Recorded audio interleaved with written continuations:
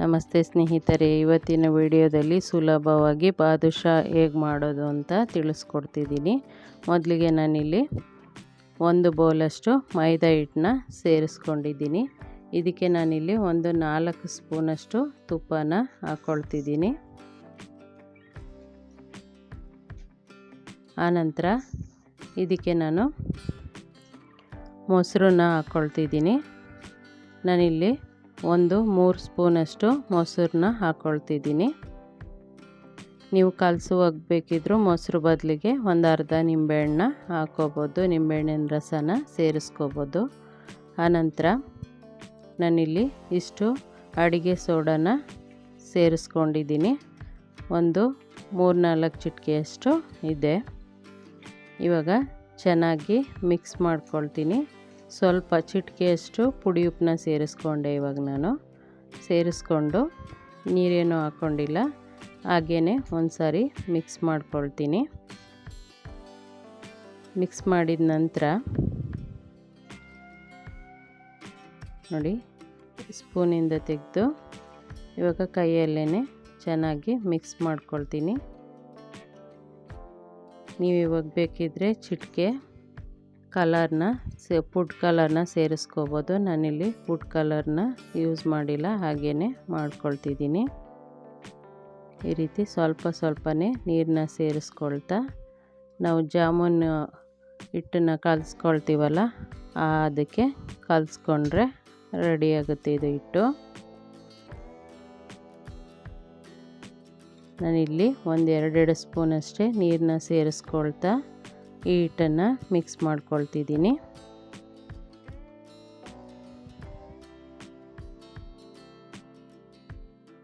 ನೋಡಿ, ಈ ರೀತಿ ಕಲಸಿ ಇದನ್ನು ಒಂದು ಅರ್ಧ ಗಂಟೆಯಷ್ಟು, ಕೊನೆಗೆ 1/4 ಗಂಟೆ ಆದ್ರೂ ನೆನೆಯೋಕ್ಕೆ ಬಿಡಬೇಕು.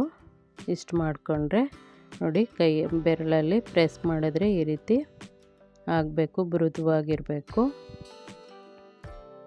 ಇವಾಗ ಇದನ್ನು ಮುಚ್ಚಿ ಇಟ್ಕೊಳ್ತೀನಿ. 1/4 ಗಂಟೆ ಆದ್ರೂ ನೆನೆಯೋಕ್ಕೆ ಬಿಟ್ಟರೆ ಸಾಕಾಗುತ್ತೆ.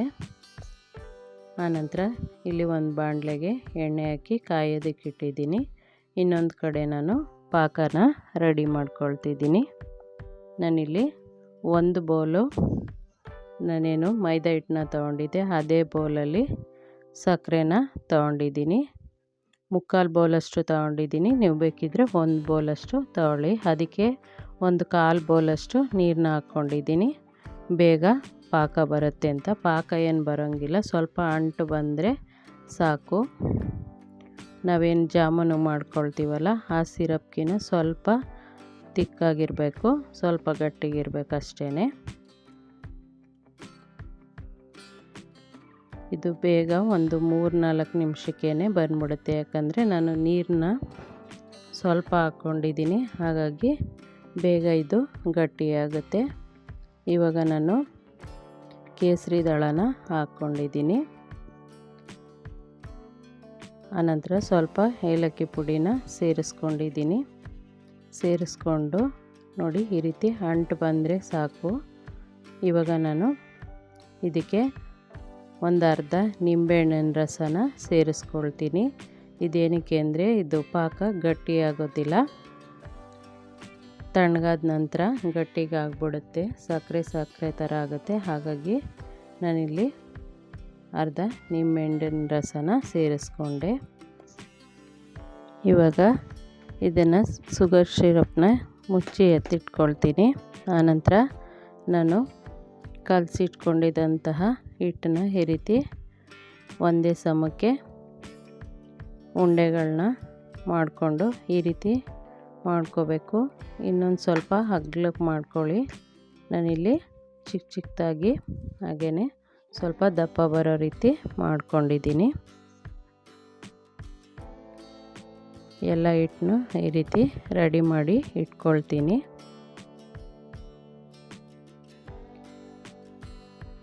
ಇವಾಗ ರೆಡಿ ಆಯಿತು. ಹಿಟ್ಟನ್ನು ನಾನು ಮಾಡಿ ಇಟ್ಕೊಂಡೆ. ಇವಾಗ ನೋಡಿ, ಇದೊಂದು ಪ್ರೊಸೀಜರ್ನ ನಾವು ಪಾಲಿಸಿದ್ರೆ ಕರೆಕ್ಟಾಗಿ ಬಾದುಷಾ ಬರುತ್ತೆ ಚೆನ್ನಾಗಿ. ನಾನಿಲ್ಲಿ ಕಾದಿರೋ ಎಣ್ಣೆಗೆ ನಾನು ಬಾದುಷನ ಹಾಕ್ಕೊಂಡೆ. ಎಷ್ಟು ಹಿಡಿಸ್ತೋ ಅಷ್ಟನ್ನು ಹಾಕ್ಕೊಂಡ ನಂತರ ನಾನು ಸ್ಟವ್ನ ಆಫ್ ಮಾಡ್ಕೊಂಡಿದ್ದೀನಿ. ಇವಾಗ ಆಫ್ ಮಾಡಿ ಇದೆಲ್ಲ ಬಾದುಷ ಮೇಲೆ ತಳ ಬಿಟ್ಟು ಮೇಲೆ ಬಂದ ನಂತರ ನೋಡಿ ಇವಾಗ ಸ್ಟವ್ನ ಆನ್ ಮಾಡಿಕೊಂಡೆ. ಇವೆಲ್ಲ ಬಾದುಷ ಮೇಲೆ ಬಂದ ನಂತರನೇ ಸ್ಟವ್ನ ಆನ್ ಮಾಡಬೇಕು. ನೀವು ಒಂದೇ ಸಮ ಬಿಟ್ಬಿಟ್ರೆ ಅದೇನಾಗುತ್ತೆ, ಒಳಗಡೆ ನಾವು ಶುಗರ್ ಸಿರಪ್ಗೆ ಹಾಕಿದಾಗ ಅದು ನೀಟಾಗಿ ಸಕ್ಕರೆ ಪಾಕನ ಹೀರ್ಕೊಳ್ಳೋದಿಲ್ಲ. ಹಾಗಾಗಿ ಈ ಪ್ರೊಸೀಜರ್ನ ಫಾಲೋ ಮಾಡಬೇಕು, ತುಂಬ ಚೆನ್ನಾಗಿ ಬರುತ್ತೆ. ಇವಾಗಲೂ ಅಷ್ಟೇ ಮಧ್ಯಮ ಉರಿನಲ್ಲೇ ಬೇಯಿಸ್ಕೋಬೇಕು, ಹೆಚ್ಚಿಗೆ ಉರಿ ಇಡಬಾರ್ದು. ನಾವು ಇದನ್ನು ಎತ್ಕೊಳ್ಳುವಾಗ ಮಾತ್ರ ನೋಡಿ ಈ ರೀತಿ ಪ್ರೆಸ್ ಮಾಡಿದ್ರೆ ನೀಟಾಗಿ ಪ್ರೆಸ್ ಆಗಬೇಕು, ಆವಾಗ ಬೆಂದಿದೆ ಅಂತ. ಎತ್ಕೊಳ್ಳುವಾಗ ಐ ಫ್ಲೇಮಲ್ಲಿ ಇಟ್ಕೊಂಡು ಎತ್ಕೋಬೇಕು, ಇಲ್ಲಾಂದರೆ ಎಣ್ಣೆನ ಹೀರ್ಕೊಳ್ಳುತ್ತೆ ಅನ್ನೋದಕ್ಕೋಸ್ಕರ. ನೋಡಿ ಇವಾಗ ನಾನು ಇದನ್ನು ಸ್ವಲ್ಪ ಬೆಚ್ಚಗಿದೆ, ನಾನು ಎಣ್ಣೆಯಿಂದ ತೆಗೆದ ನಂತರ ನಾನು ಸಕ್ಕರೆ ಪಾಕಕ್ಕೆ ಹಾಕ್ಕೊಂಡಿದ್ದೀನಿ.